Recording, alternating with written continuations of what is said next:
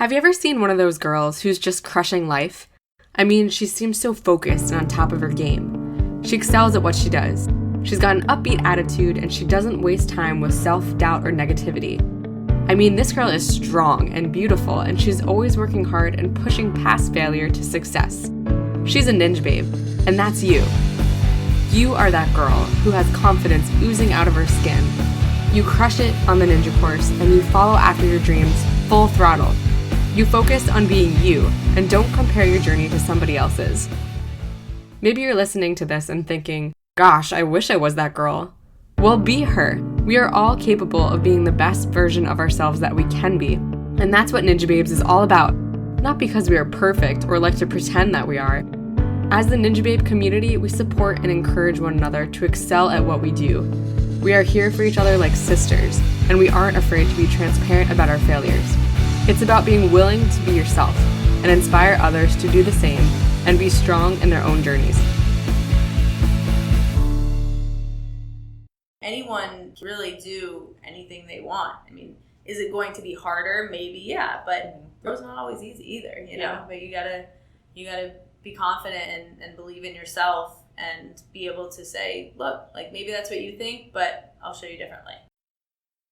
That was my brilliant friend, Abby Clark. We're going to dive into the interview in just a few minutes. The thing that I really enjoyed about interviewing Abby is I learned so much from talking to her.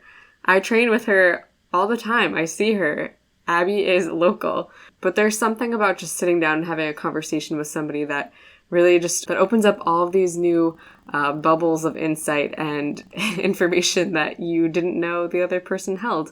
Abby's a little bit of a quieter person when you train with her. You know, we pal around and we have fun, but there's something special about just letting introverts talk. And you'll definitely see that in this episode. If you're an introvert, you understand what it's like being in a room of a bunch of people that you see all the time, and it's fun and it's great, but there's something really different about being in a one-on-one situation where you can just be comfortable and share all the things swimming around in your brain that introverts never really seem to find the chance to say. I've been there, I get it. Hey, have you ever wondered how you can see what events and things in your area are coming up with the Ninja Babes community? You can head on over to www.theninjababes.com. There's an events page there, and you can also see, of course, all of the past podcast episodes with our full-length blog posts written by Janelle Copa, who is a ninja, a handstand expert, and a bundle of fun. So definitely check out all of the info on the website. And if you'd like to contact me about a collaboration or a booking or any other sort of event or training, you can email me at theninjababes@gmail.com or just slide me a DM on Instagram or Facebook and we can talk there as well. But I'm pretty excited for this weekend. I'm sure everyone is looking forward to whatever they're doing, whether you're going to an NNL or maybe you're going to a brand new gym opening like Tim Dexter's gym. I'll be heading there on Sunday out in Pennsylvania. It's the grand opening of Dexterity Depot. And there'll be a whole bunch of awesome ninjas there playing and doing demos and just having a fun day. So if you want to learn more about that, you can check out Dexterity Depot on Facebook. But before we get into a great episode talking about NNLs and being ready for your first competition, I know a lot of you on Instagram had questions about just the National Ninja League season and different questions about being competition ready and dealing with all of that and being your best. But before we talk about all that good stuff, I just wanted to highlight something amazing that one of the ninjas in our community is doing. You may have already heard that Greg Schwartz is embarking on a 7-day, 1,000-kilometer bike ride to help bring awareness to suicide prevention. This is pretty incredible. He literally will be cycling over a 7-day period, 1,000 kilometers. I am not a cyclist. That seems like a huge number to me. Maybe if you are a cyclist, you've experienced this kind of ride before and you know what this is like and you realize that this is a big commitment and a big deal. He's doing all of this to raise awareness about suicide prevention. His goal is actually to raise $10,000. Hopefully we can help him exceed that goal. If any of you have ever had experience with a family member or a friend or someone that you know in your life dealing with suicide, you know that this is serious and it has a great effect on those around that person. It affects everyone in their lives. And if you know anyone who has committed suicide, you know how heartbreaking and difficult it is to deal with. So you can learn more about what Greg is doing and the message that he has to share on Facebook at the Ride Against Suicide. And you can also find information there about how to donate and how you can be involved in his mission. The 7 days will be culminating on October 7th in Hamden, Connecticut. So if you're in the area at 11:30 a.m., Greg will be sharing a few words so you can take part in that event if you're in the area. And again, the donation link and everything are up online. If you head, probably the easiest way to find it is heading to the Facebook page. Again, it's facebook.com/The Ride Against Suicide, and you can find more information there. Well, all right. Let's get on to this episode. I'm very excited to share with you the words that Abby and I have to say today. Welcome to the Ninjababes podcast. I'm your host, Cara Poalillo, and I'm here today with the one and only Abby Clark. Hello! Welcome! Thank you. We're at Center Court in Chatham, New Jersey, and we're recording in a back office of the gym. I always like to just tell people we're recording because it kind of sets the scene a little bit. We're actually, if you know anything about the New Jersey Center Court gyms, they're predominantly like tennis courts, right? Yes. That they sort of added ninja to some of them. And so when I come here, sometimes I feel like I'm in another world. It's like, welcome to tennis land. Yeah. Oh yeah, where's my little ninja corner? I found it. Plus ninja. Yeah. With some awesome obstacles.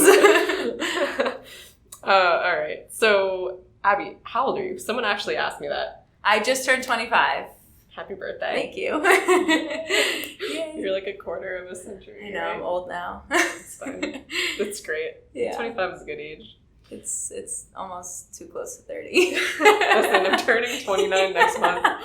So sorry. It's fine. But you can, I can relate to close to 30. Yeah. But it's not, I'm not scared. Like, yeah. It's a good age. It's just, I'm not 15 anymore. Right. I keep thinking, like, I'm not 22 anymore. Mm-hmm. 22, 23, those are good ages. Yeah. Because you're still really young and you're not even close to feeling like an actual adult. And then right. But you have all these weird privileges because you, quote, are an adult. Yeah. It's an interesting time. Yeah.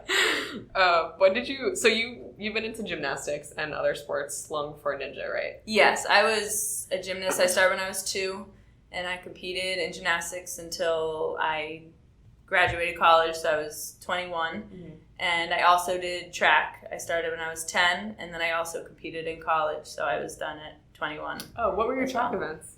I ran mostly the hurdles, 100 hurdles, 400 hurdles. Woohoo! And also the 4x1 relay, sometimes the 100-meter dash. Yeah. Whatever they basically threw me in. Yeah, same events. I would do like long jump or triple jump a lot as well. I really liked those. Yeah. But yeah, I mostly did hurdles. When I was in middle school, I tried everything, but hurdles is by far my favorite. Cool. That's fun. Yeah. So I did both of those. Stopped both of those when I was graduating college. And I'm ninja. Yeah. Did you literally start ninja right after college? No. So Joe, my boyfriend, we both took a year off from not necessarily working out, but from any like gymnastics related type of workouts. Gotcha. We were doing mostly just kind of workouts you do in a typical gym. Mm-hmm. And about a year and a half after graduating and retiring from gymnastics and track, we started doing ninja. Okay.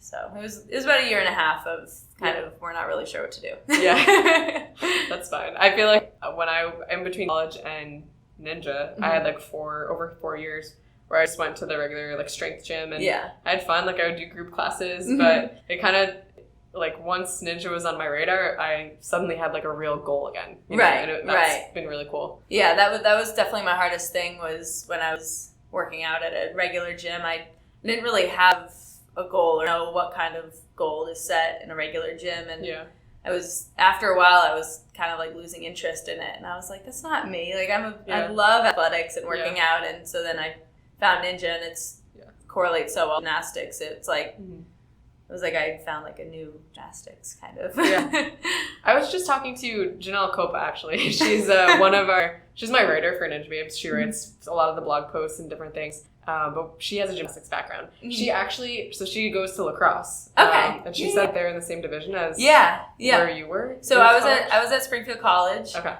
Which is Division III in Massachusetts, and Division III gymnastics is fairly small, but there's we have an East region and a West region. Okay. So the East typically just competes against the East. The West typically just stays in the West until the national competition, and then we all go together. So I actually competed in my national competition at lacrosse. Right. Yeah, that's where I won a national championship. And sweet. Yeah, so lacrosse is very special to me. Nice.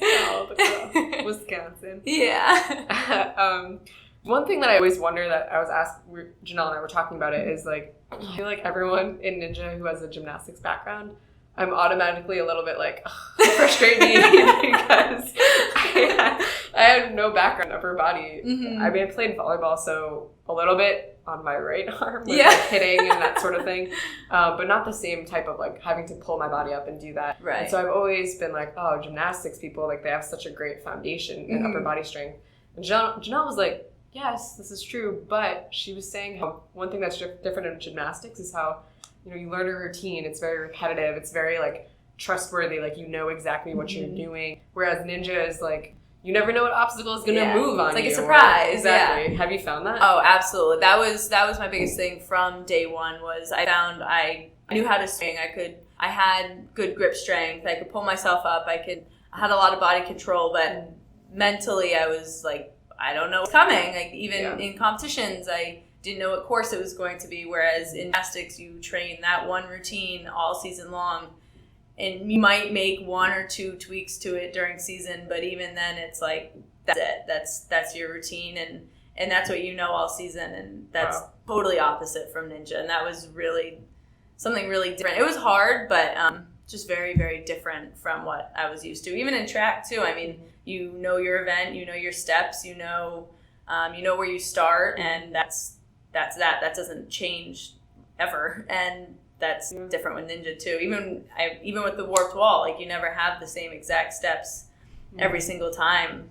So it was very different for sure. Yeah. How did you get yourself into that mindset of just being able to deal with everything changing, or changing your brain from something so stable to something that's not? I'm definitely still working on it. I have definitely worked on mental toughness throughout gymnastics, and even mental imagery and visualization, and that played a huge role in gymnastics, and trying to kind of bring that over to Ninja a little bit, but it is hard because you don't know the obstacles. But when I get to a competition, that's when I do my visualization, and that's when I feel myself and pick myself on the obstacles before I get to it. So whereas I used to do it maybe the night before a meet, now it's just maybe like an hour or half an hour before a competition for a Ninja.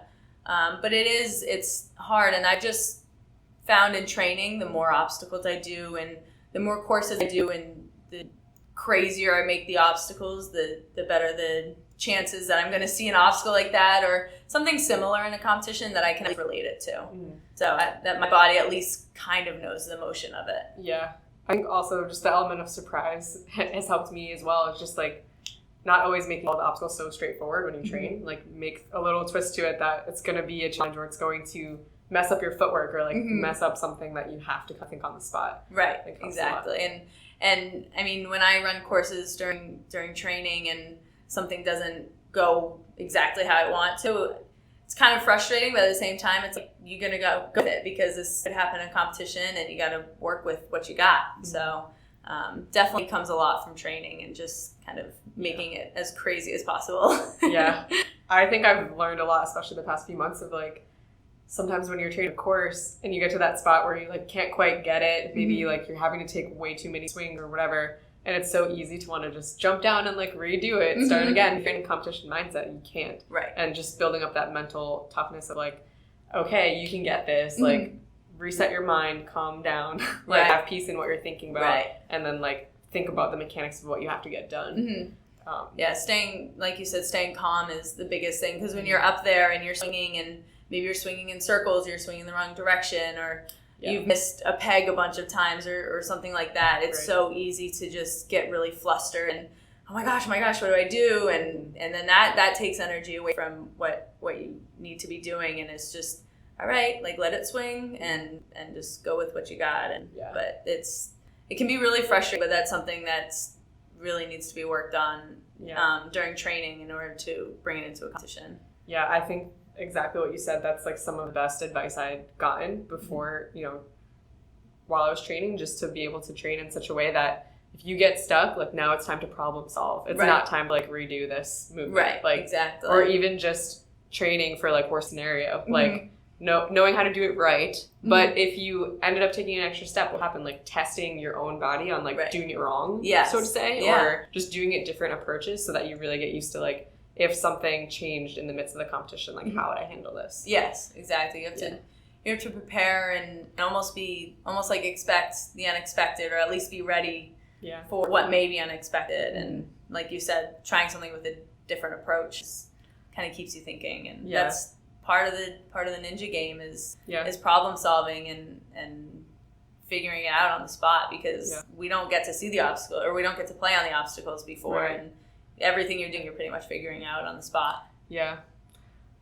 To be totally honest, like, that's one thing that really got me on the city finals course, because for me in Philly, I definitely underestimated that obstacle, just for the sense that I've had so much time to think about it now and what happened. But, I was just like, okay, run full speed, jump to the rope, get to the platform. If you don't get to the platform, take a swing, take 2 swings. In my brain, like, that was all that was necessary, and it seemed like that's all that would have to happen. But it should have worked. Right. You know what I mean? But in the moment, I remember because they didn't really show the whole thing on the episode. I actually took about 7 or 8 swings, which is terrifying, because I remember going from like, okay, like another swing, fine, I'll push again. Why aren't I getting up? Because there was one time where I was literally completely horizontal, like parallel from my body to the water, with my feet like heel cooked on the platform, trying to like ab muscle my way up. And I was like, why isn't this working? And I remember like probably on my 6th swing, finally getting to the point of like panicking, but being like, why haven't all of my plans, why have they all failed? Right. And I remember like just being, all of a sudden it was like panic set in, because I was like, this should be working. And I tried to go higher on the rope. I tried to go lower on the rope. And I was just like going through all my options. And at that point I had lost all momentum, and like those triangles, the archer steps, they spin. And so like that pushing back on that wasn't helping. Like, looking back, there's other things I could have done. Right. But I learned such a valuable lesson of like, okay, Cara, don't underestimate anything, and have like plans A through Z just in case. You never know like what in the moment, what can happen. Right. And that's the thing, is you have to stay completely in the moment. So a lot of times I find myself looking ahead to how I'm going to dismount the obstacle, or what I'm going to do in the second half of the obstacle. But I find myself totally skipping over the first half of the obstacle. Well, if I don't have a plan for the first part, you're not going to get to the second part. So staying in the actual moment that you're in is really big. And I learned a lot of that from gymnastics too, but that does carry over to is having plans, and sometimes those plans just aren't going to work. Like it's just the way it is, and you're not always going to clear every single obstacle, and sometimes you go out on the first obstacle, sometimes you're not, but having those plans, and then maybe you're on plan Z, but you still have to be calm and positive and keep staying in control of your thoughts and your body. And sometimes it works, sometimes it doesn't. How did you feel, running course this year in Minneapolis? Yeah, so going into qualifying, I was really nervous, just because I had gone out earlier than I wanted to in Cleveland last year. And I knew I was capable of doing much more, and so I really just wanted to go out there and literally just crush it. Like I knew I could do it, and that's all I wanted to do. So when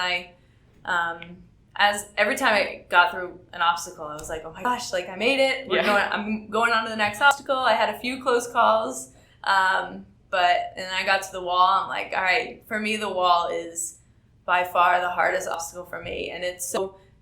Not that it's the same everywhere you go, but you can pretty much count on a warped wall no matter where you go. And for some reason, for me, it's just so challenging. And I got to the wall, I'm like, this is the only thing that's in between myself and the buzzer. So it took me 3 attempts, but like it usually does in practice, honestly. And I made it, and I was on such a high when I got up there. And the adrenaline, and even even when I got back to the hotel and going into finals, I was still like, oh my gosh, like, I hit the buzzer. Like that was my goal, and I did it. And I kind of had to bring myself back down for finals and prepare myself and really concentrate. And like, you did some of these obstacles already. There are some new ones. You still have to go just as hard for finals night. And honestly, I was really sore for finals. I woke up and I was heading to the set and to the course, and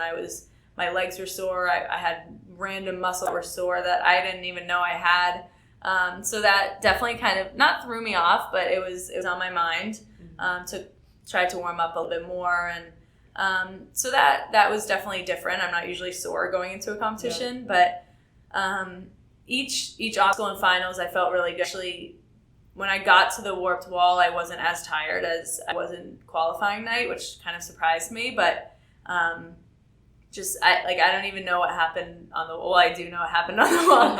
Really, it's just my technique. Like my steps were a little weird. And my technique just isn't there. I know I can do it. There's people that are shorter than me that have done it. I've done it millions of times, and I just didn't get it together for finals. And I was really, really frustrated, and I didn't want to show it as much. And I, of course, was happy that I even made it that far. And I did end up qualifying to Vegas, so there were plenty of things to be excited about and be positive about. But I was really frustrated because I have been working really hard on the wall and trying to get it more consistent, but just didn't quite get it together for that. So I was definitely a little frustrated, to say the least. But I was excited that Vegas was next. So absolutely, yeah. Congratulations! Thanks. Thank you. I was definitely excited about that. And I've been wanting that since I started competing. Yeah. So awesome. Yeah, I mean, you're absolutely capable of making it up that wall. I mean, you proved that the first night. And I know it's frustrating to be in that place of like, why aren't I getting this? Like, you know. Yeah. But during qualifying, you know, you took 2 attempts and then the third one you made it up. What were you thinking on that third run up? Was it just like do or die? Yeah. I mean, you literally couldn't say it any better. It was, I don't even know what I would have done if I didn't make that wall.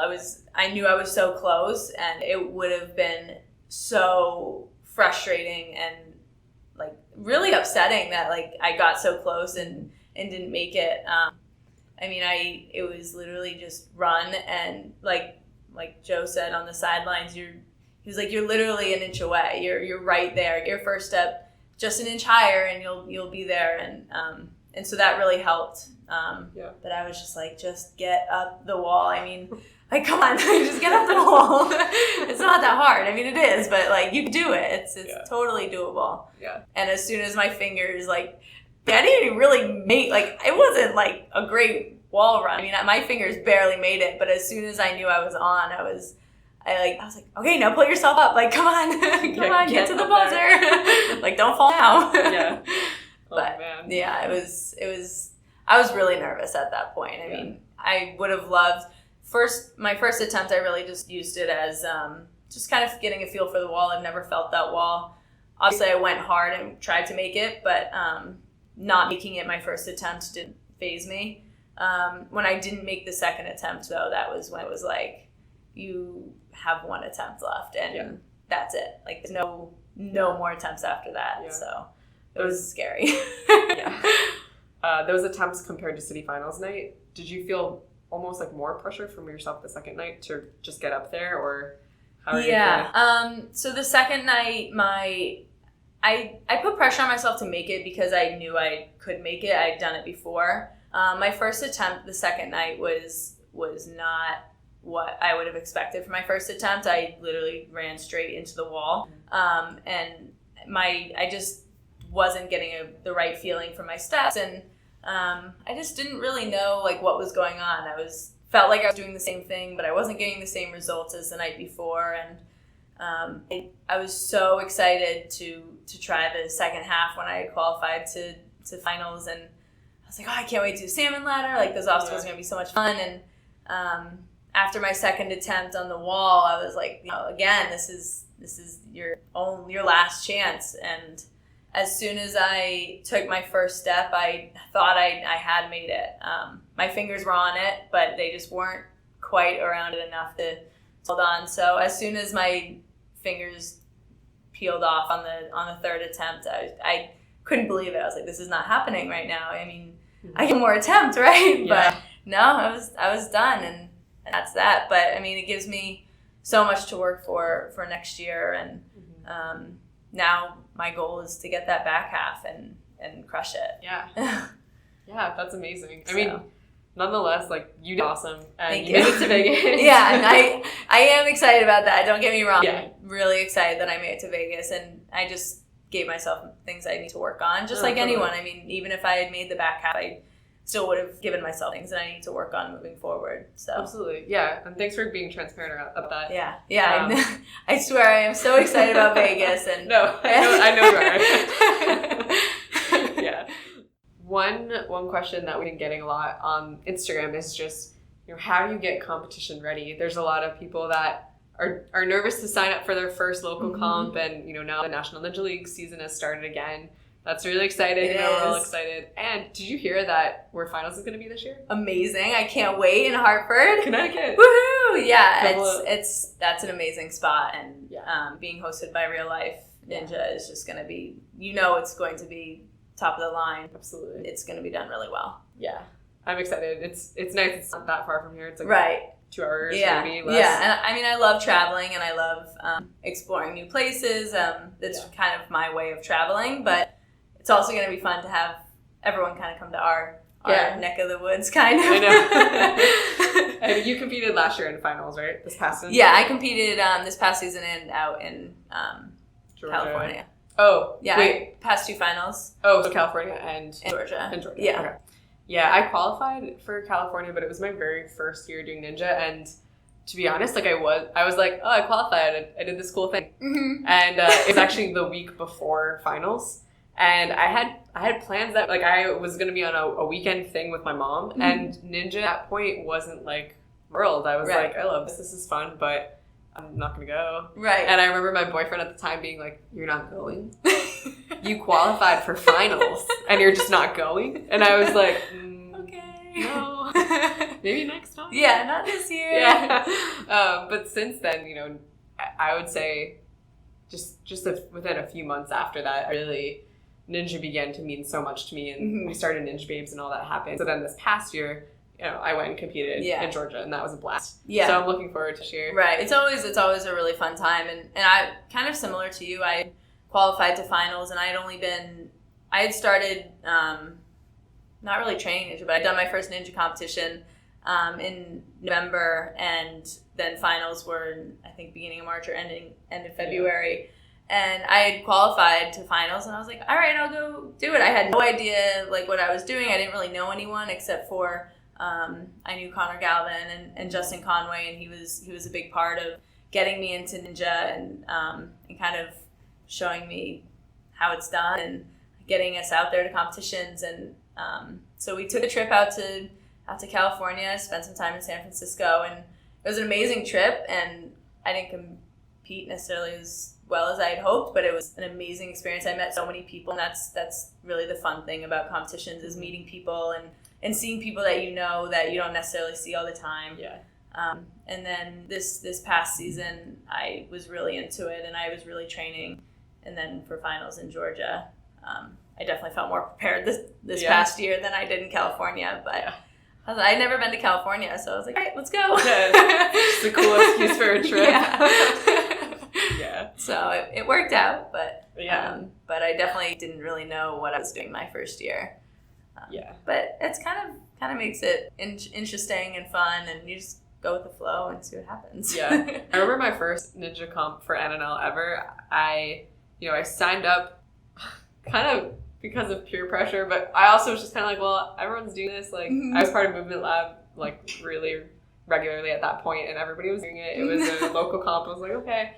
But I remember being so nervous because I was like, I've never done this, and like I guess I do Ninja, but I didn't have a ton of grip strength yet. Right. But I made it through, I think, the first 2 or 3 obstacles. That's awesome. For just kind of feeling like a newbie. Yeah. But ever since then I was like, this is cool. Yeah, you're like hooked on it once you start. And I, when I had started in November, I was kind of similar. One of my teammates from college, he was on the men's gymnastics team, Connor.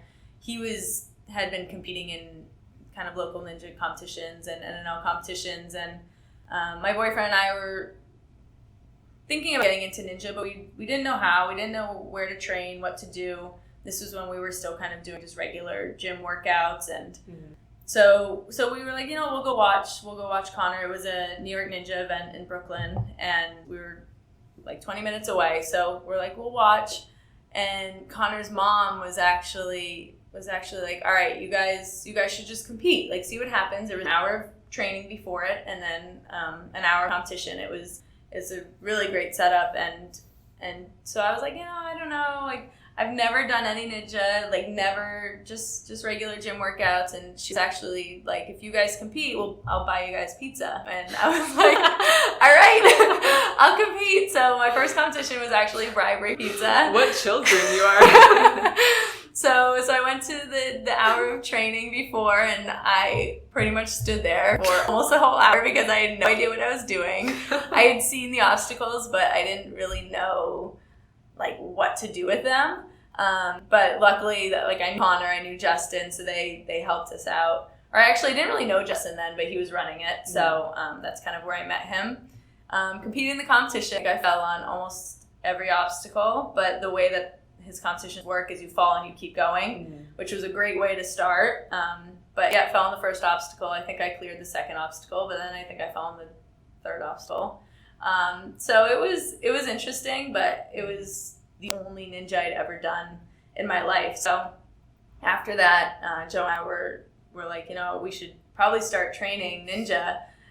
We did, but there was no gyms really around us, so we didn't know what to do, and we just signed up for competitions. We didn't train. We just, for like 2 months, we just signed up for competitions, and we kind of treated that like our training. So we were still working out regularly, but the only ninja training we did done was at competitions, and then the open gyms after competitions. That's really funny. So I ended up qualifying for finals that year, and we were like, we should probably like start like actually training ninja, because I mean, the only videos we had were from open gyms and stuff like that. So I would say about January, February, we started really training ninja. So we had a few months of just competitions and no training, which is not necessarily probably the best way to approach it, but we just relied so heavily on our gymnastics that it kind of got us through. But there was so much work to be done, and I look back at videos and I'm like, oh my gosh. But you just kind of see how far you've come, like not necessarily that like any of us were bad, just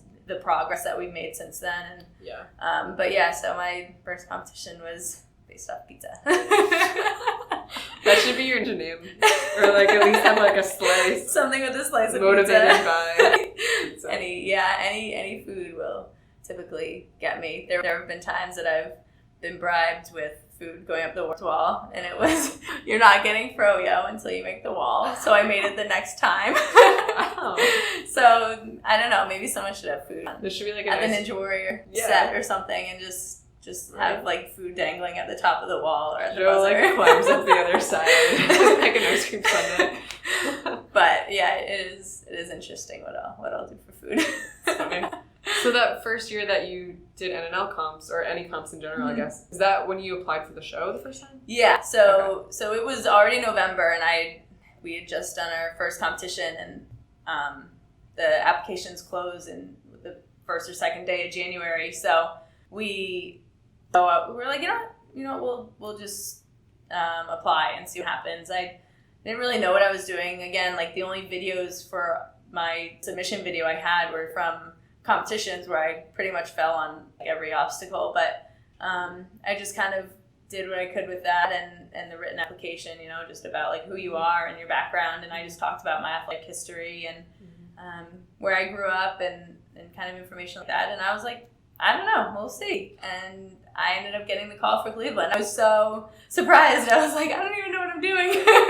So when I competed in Cleveland, I'd only really been training for ninja for about 4 months, maybe 5 months. But It was not long, and I was like, all right, we're just gonna go for it and see what happens.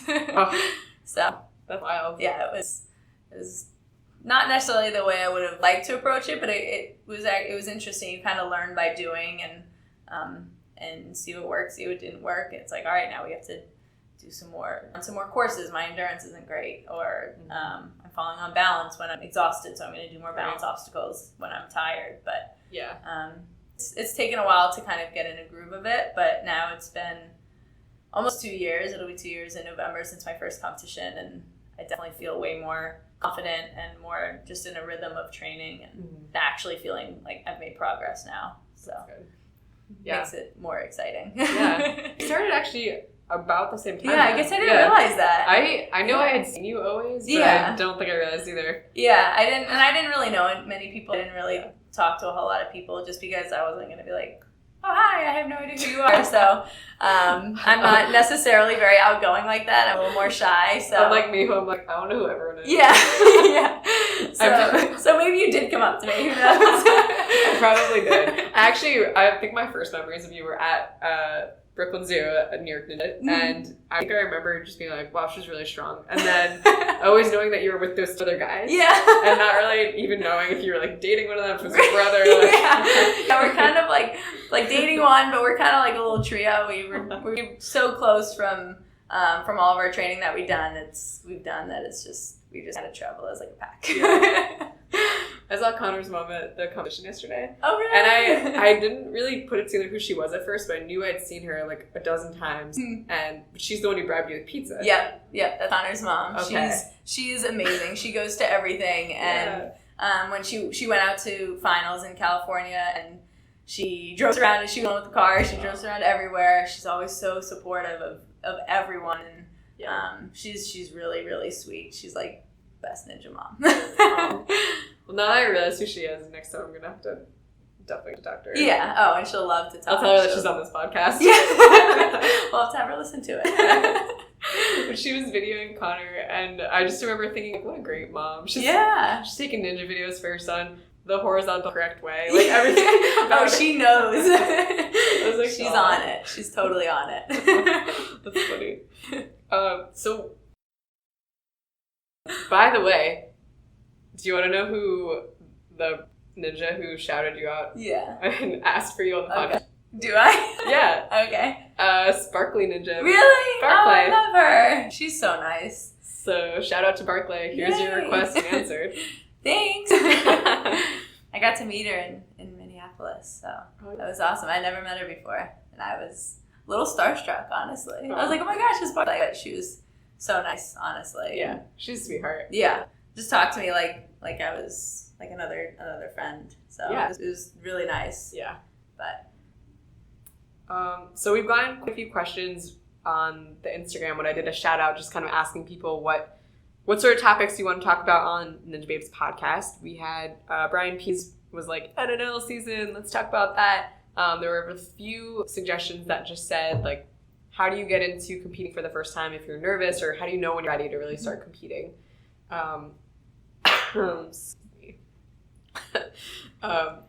So for you, I know you just told your whole story about your first competition. For you, I think your advice would just be get someone to bribe you with food, aka pizza. Yeah. But do you have any other advice? I do have a better advice than just bribing with pizza. I don't necessarily recommend that for everyone, but honestly, like if you have been playing around on ninja obstacles and think you want to give competitions a try, honestly, like give it a try. Like there's nothing to lose. You're gonna meet a lot of people. You're going to maybe fail on the first, second, third obstacle. Who knows? You might do really well, but there's no other way for you to try it other than just doing it. I would definitely suggest training a little bit before, maybe getting into a ninja gym, rock climbing gym, anything like that, getting on some typical ninja obstacles. But otherwise, it's really just kind of going for it and giving it a try. It is a little intimidating. Even when I go to ninja competition, sometimes I'm like, wow, there's a lot of really good ninjas here. But it's just think about competing for yourself, and it's not necessarily you against anyone else. It's you against the course.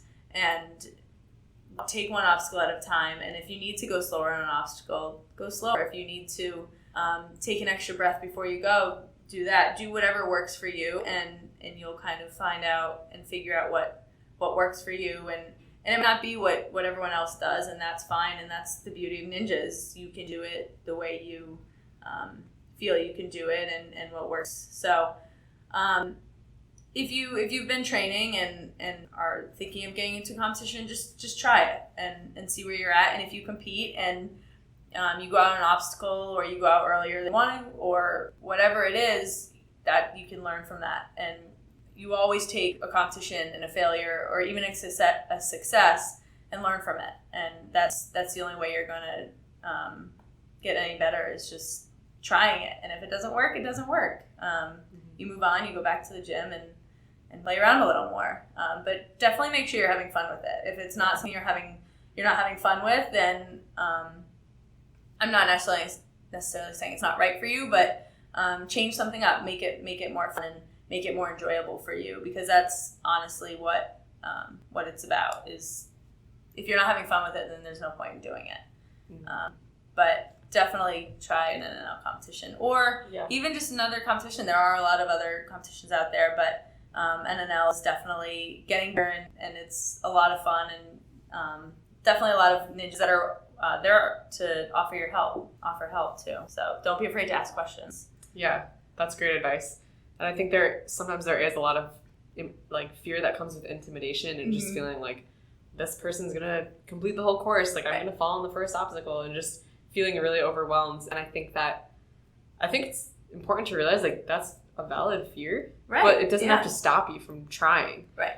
You know, I think it's really easy to be overwhelmed by fear, or let fear get the best of you and intimidate you and stop you from even trying. But you know, there's that quote that says you miss 100% of the shots you don't take, by, I think Wayne Gretzky said that. But it's really true. If you don't try, you're never going to get over the fear. Right. Even if you did fall on the first or second obstacle and you feel badly about it, like, first of all, we've all been there. I was just going to say that. That was the first thing that came into my head is I don't think there's one ninja that hasn't failed on the first obstacle or the second obstacle, or hasn't been nervous about going out early. And I mean, like you said, we've literally all been there. Yeah. And we can all relate to that. Mm-hmm.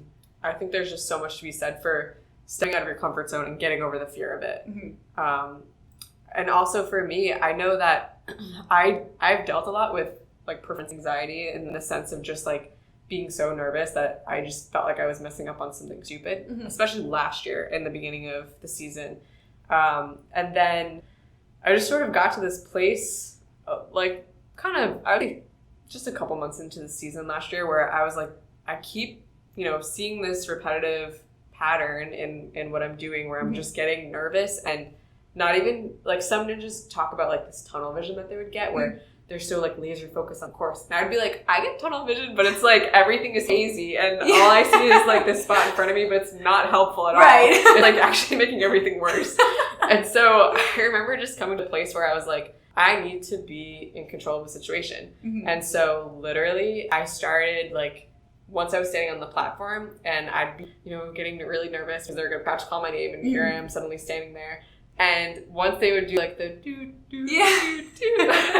I wouldn't move. On purpose, I would just stand there, take a deep breath, and be like, no, I'm deciding to go now, because I want to go now. I'm ready. Now. Not when they just told me I have to go, like, and something about that just really helped my brain be like, oh no, I'm in control. It's not like, go, you have to go now. It was, so obviously they're timing you. You can't just like hang out forever.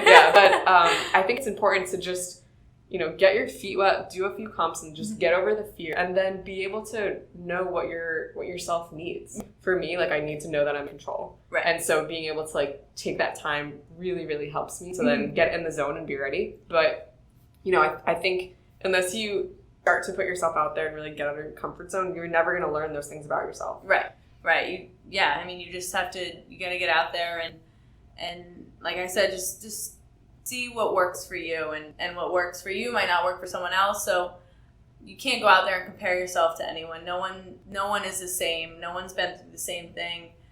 We've all come from kind of different backgrounds. I mean, obviously some of us are gymnasts, some are rock climbers, but when it when you get down to it, we've all come from different backgrounds, and we've all had our own obstacles, and we all had our first competition. I mean, every single person out there has had to have their first competition at some point, whether it was this past year or 3 years ago or 4, I mean, whatever it was. We've all kind of had to get over that literally the first obstacle of just getting out on the course. Mm-hmm. So yeah, you just gotta go for it, honestly. Yeah, and that's literally the same exact advice that Jessie Graff gave a while ago when I was talking to her about this. She was just saying, like, you have to try. Like, everyone's had a first time, so just let it be your first time and get over it. Right. Yeah. And there's going to be a lot of firsts. There's going to be your first competition. There's going to be your first clear. There's going to be your first fall on a first obstacle. I mean, there's so many firsts. Your whole life, you're going to have firsts. Yeah. And the more firsts you have, honestly, the better. The more comfortable you're going to be, and the more confident I think you can be. Yeah. What about those comps where, competitions can get expensive? Mm-hmm. And so what about those comps where, maybe you pay $70 to go to a competition and then something terrible and traumatic happens where you trip or maybe, you accidentally step off of the course, not even realizing that you're out of bounds, mm-hmm. and then you just totally DQ yourself and it's over and you just paid $70 to feeling like nothing was accomplished. Right. Yeah. Yeah. I mean, that is the hard thing is they can be a little pricey, and that's just part of the competitions, and that's just kind of the way it is. And regardless of what happens, there's kind of always something to learn from it. I always try and find something good, even in what you think is bad. There's definitely been competitions. There's one that stands out in my mind in Brooklyn and In-N-Out, and it was, I can't remember if it was my first season competing or if it was last year, but I went out on the first obstacle. It was like three steps or three kind of far steps, and I didn't get to the first one, I don't think. And it was were they spinning? Yeah, or something? I almost was there. Some people broad jump them, some people, right. And I'm pretty sure I'm out going to the first one, and that's it. You're done. There's nothing you can do about it. And of course, I was upset, and it happened to other people, and they probably felt the same way. But what I take from that is now I can watch competition and see what other people are doing. And, of course I want to be out there, and of course I wanted to compete better and obviously get past the first obstacle, but that's out of your control at that point, and you just kind of have to move on from it. And it's going to happen, and it's probably going to happen more than once. Not that you want it to, but things like that happen, and no one's perfect, and just find something good out of it and find something to learn and take that back into the gym and practice it and bring that to another competition. Yeah. So you just got to keep moving forward. You can't dwell on it. Yeah, exactly. Yeah, it is expensive, and maybe you traveled far for it, but hey, you got to travel, or you got to meet new people, or you got to see a new obstacle that you maybe got to try after an open gym. And just find something positive from it and take that with you and move. And it's okay to be frustrated. I mean, it's not a bad thing to be frustrated, and it means that you have higher expectations for yourself, and that's okay too. Yeah, absolutely. And I think when you get those points of frustration from whatever happened on the course, like you said, it's okay to be frustrated. It's okay to sulk a little to vent and get it out of your system. But I think there's so much value in being able to, flush it out a little bit and then take away what's positive. There's always something to be learned, whether it's from the mistake that you made or seeing how other ninjas get past that point. Like, what did they do differently? Right. And just be open-minded and willing to learn. Like, ninja is such a student sport. I feel like always being able to learn each other and just be open-minded. I think that's great advice, too, for anybody who's new, is just realize that, no one's perfect, and you got to go into this with in mind, being willing to learn from each competition. Right. And all of us ninjas in the community are willing to help other people and willing to give feedback, and so we're learning, but we're also trying to help other people learn too. So you can watch other people and see what they're doing, and they're not going to take it like, oh, they're copying me. We're all just trying to learn, and we want to beat the course. We're not necessarily going head to head with each other. We're all going head to head with the course, necessarily, I guess. Yeah. Is there anything else that you, whether it's an L comp or the show, anything, is there anything that you do pre-comp to really get in the zone or feel focused and ready? I try not to change it up too much between competitions or practice. I try not to go too crazy, otherwise I kind of stress myself out. I try and stay calm. I definitely make sure I get a good warm up in, but then I definitely make sure that I am not like over amped when I get to the starting platform or whatever the first obstacle may be. I try and almost warm myself up and then calm myself down. Otherwise, I'm just like crazy and my mind and my body is just all over the place. But taking deep breaths is by far my biggest thing that I do, but I also have to remind myself to do sometimes, is I find myself like literally shaking just out of whether it's excitement or nerves, and sometimes a little bit of both. But when I take like my deep breaths, it's like, all right, calm down. It is go time. Like you got to be ready to go, but you also need to like chill out for a second and just relax. And I like watching other people, but it's harder on the show watching people right before you go, because you can't necessarily see like all the way down the course depending on where you are. But and then I don't always watch like the run or two before me. It's just time for me to kind of get in my own head and say some kind of positive thoughts like, you got this. Maybe visualize some obstacles that I'm not necessarily sure about, and then just go.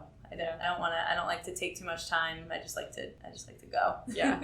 I think too, also what you said about maybe not watching the first run or two before you go, I think it seriously depends on your personality, like how impressionable you are. Because if somebody messed up on an obstacle right before you went, and maybe it's an obstacle that you were worried about or whatever, that could so easily get into your head. You don't do the exact same thing just because somewhere deep in your subconscious, like you just saw it. Right. And exactly. It might happen. Right. And if, like there's some people that like maybe I do really want to watch, or I know that they're totally capable and I want to watch them. But like you said, like I don't want to see them fall, and because it is going to be in my head, and I have worked on being able to kind of keep those images and thoughts out of my head when I'm going, but it is still there in the back of your mind, and right.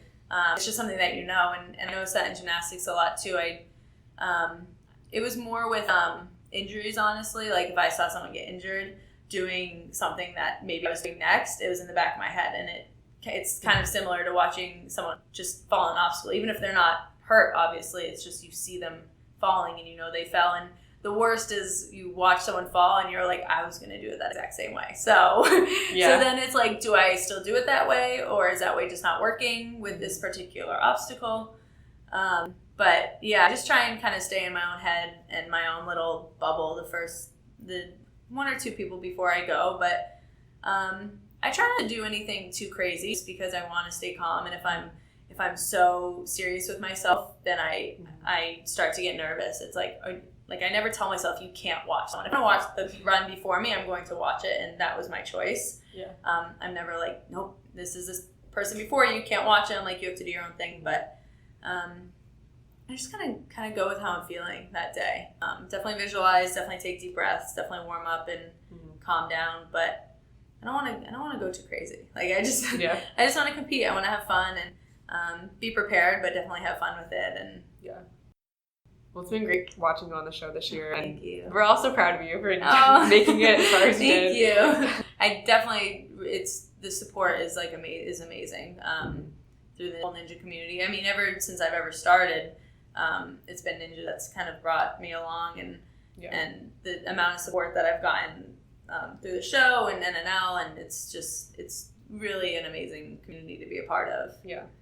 Before ninja, whether it was in another sport or just growing up in school, was there anything that you struggled with that kind of helped shape you to who you are, or that you had to get through and work through to become who you are today? Yeah, definitely. I started gymnastics when I was really young, and that that was kind of just something I fell in love with, and that was like a sport. And then I started track when I was, like I said, when I was 10. I was in 5th grade, and I immediately started doing hurdles. I did pretty much every event in middle school. I just was trying them all out. And it was going from 8th grade to high school. I remember going out for high school track, and I had hurdles down. I knew how to do it, and it was definitely my event. And I remember only seeing on the event list that I was in the 300 hurdles, which is kind of like it's just a shorter version of the 400 hurdles. It's the way New Hampshire high school does their track. And so I was like, why am I only in the 300 hurdles? They're shorter, which is fine, and I wanted to do it, but I was like, why am I not in the 100 hurdles? The hurdles are a little higher, but I had done it before, and my coach had actually, he was like, you're too short. You're too short to hurdle that. And I'm like, so it was kind of like a battle all through high school. Like, you're too short to hurdle, and he ended up putting me in that 100-meter hurdle race in my very first high school track meet. I ended up winning the 100-meter hurdles, and it was kind of like, you know what, like, you weren't going to put me in this because you think I'm too short, and I just won. So that was awesome to win it and be like, I can totally do the 100-meter hurdles. But I kind of went back and forth with that all through school. Is you're too short to hurdle. And just a little background is hurdling the 100-meter hurdles, you typically take 3 steps in between the hurdles. I actually took 4 steps, so I hurdled with my left and my right leg. I alternated every hurdle. And I was also told, like, you can't be 4-stepping, like, you have to 3-step. And it just didn't work for me. And, you know, I went on to compete collegiately in the hurdles 4-stepping, and I held my own out there. And it was just constant, not from everyone, but there was a lot of constant, like, you're short, or you can't do it that way. And it's like, and of course I listened to my coaches, but there was also no, I can do this, and I will show you that I can do it, and I will work hard, and I will prove that I can do it. And being able to compete in college and that was definitely huge for me, a huge accomplishment that I was able to kind of show them, like, I did it, like, I can do it, and I can be successful in it. So definitely, like, just like being told that you can't do something and kind of putting it back at them, yes, I can, and I will be successful in it. But it kind of goes into ninja. Like, a lot of times they say you're short. It's like, I'm short, but I can do it. And a lot of people say, oh, you didn't make the wall because you're short. It's like, no, like, I can make the wall, but I just gotta get there. So that was definitely challenging mostly through high school. But I did not so much in college. But what's your height? I'm like 5'3". Yeah. 5'3", 5'4", depending on the day. Sometimes I like to say 5'4", sometimes it's 5'3", so I don't really know. Wow. That's rather confusing. Yeah. So, it's a good question. Depends how hydrated you are that day. Yeah. Morning, night, right? You change heights. That's funny. No, but that's great advice, and I think no matter what it is that maybe you're being told you're too short or been told you're too whatever, I think it's so important. Maybe you don't have the right body type. I know that happens a lot in sports. Yeah. But for sure. Or even just, you're at a disadvantage because you're whatever. Even if they're like, you can't. Even if they just, in your brain, it's sort of like setting you up for a disaster. Like, you're telling me I'm not going to be able to do this. I can't do this. For some people, that can be very degrading. For other people, maybe it just makes them angry and they're like, haters going to hate. I'm going to prove you wrong. But it depends. It depends on how your brain works. Exactly. Yeah, it depends on the person. Yeah. But I think whether it's sport or anything in life, like, if you're being told you can't do something, maybe there's a reason that they're saying it, but that doesn't mean that you can't do it. Right. It means you might have to approach it differently. It means you have to understand your own self and how to overcome that thing. But I definitely want to encourage anybody out there, just, if you're being told that you can't, or you're not good enough, or you're whatever it is that you're invaluable, that someone's making you feel like, that's not necessarily the truth. It's not the truth. You have to just know yourself and be able to come to the place where you can recognize what challenges you have and then learn how to get through it, because use your strengths to get through maybe what your weakness is or what the challenge may be. Yeah, for sure. And it might just be completely false. I mean, I have experience in modeling, and it's something that I refer to a lot just because it's an example that's very predominant in my life. But I've seen friends who were very thin be told that they're too large. Or for me, like, when I started to get into ninja, I was starting to also then go after fitness modeling, and I was told by designers that I was too muscular, and I was like, what? And just things like that. Like, that's just, okay, that's their opinion, that's the thing that they're looking for, it's a specific body shape. Right. But if I were to, there were times in high school especially, or college probably more so, that I would internalize those thoughts of like, I'm not valuable unless I'm as skinny as possible, or I'm not beautiful unless I'm thin as a rail. And that's just wrong thing. That's something that someone else put on me that I really internalized, and then like that became my truth. Right. And so, you know, depending on what it is, like challenge those thoughts. Like who's telling you those things about yourself? Right. And if it is coming from an internal place, don't be afraid to step out of that and say like, no, like I am beautiful, I am strong, I am capable. I can do it. Yeah. No matter what. Like maybe you are, you know, some people are short. Like there are short people, but that doesn't mean that you can't do something because you're short. You just or maybe you're skinny, but it doesn't, I mean, you know, like you don't necessarily have to be skinny to be beautiful. You don't have to be tall to be a hurdler. I mean, anyone can really do anything they want. I mean, is it going to be harder? Maybe, yeah, but it's not always easy either, you know. But you gotta be confident and believe in yourself and be able to say, look, like maybe that's what you think, but I'll show you differently. Yeah. I can prove differently, and it might take years. It might take, who knows, months to prove that, but you can prove it. So absolutely have that determination, that fire. Yes, for sure. Yeah. Well, it's been great having you on the podcast. Thank you so much for joining us. Thanks for having me. Be strong, be you, be a ninja babe. Yeah. Woohoo! So definitely check out thenationalninjaleague.com if you're looking for competitions and some of the things that we've been talking about today. There's so many competitions coming up now. The season is just starting, so there's so much to look at. We're looking forward to competing with all of you, whether it's locally or at finals in Connecticut. Woohoo! That's gonna be fun. Yeah. Any last Definitely words? excited for that. No, just if you want to do something, get out, give it a try, and believe in yourself, and see what happens. So, thank you. Make that magic happen. Yeah. Thanks for listening.